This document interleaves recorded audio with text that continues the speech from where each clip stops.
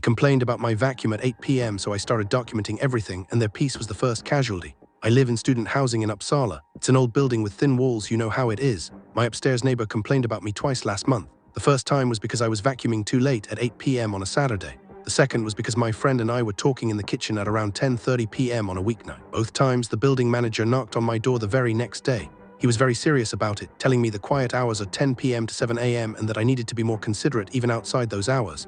I tried to explain that 8 p.m. on a weekend seemed perfectly reasonable for vacuuming and that we were literally just having a conversation at a normal volume. He dismissed it, saying it didn't matter if someone complains. To follow up, he even suggested I should examine my lifestyle choices.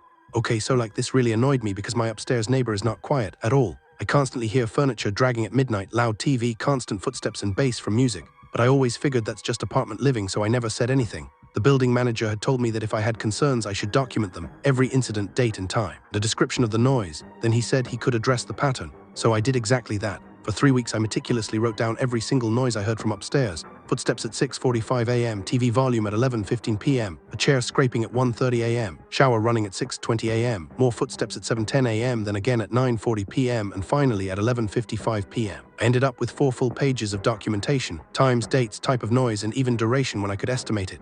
I gave it to the building manager last week. He looked at it for a while, then said something like, "This is excessive and normal living noises aren't violations." I reminded him, "Sure, but you told me to document concerns, so I did."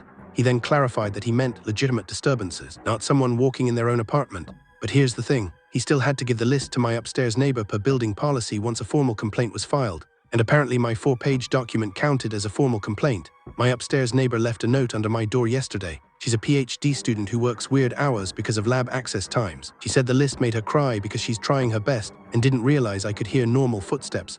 Now she's apparently walking around in socks only and feeling anxious in her own apartment. I feel like absolute shit about this. I wasn't trying to make someone anxious. I was trying to show the building manager that his standards were ridiculous and hypocritical. He ended up sending an email to both of us about community living expectations and mutual respect, which predictably solved nothing.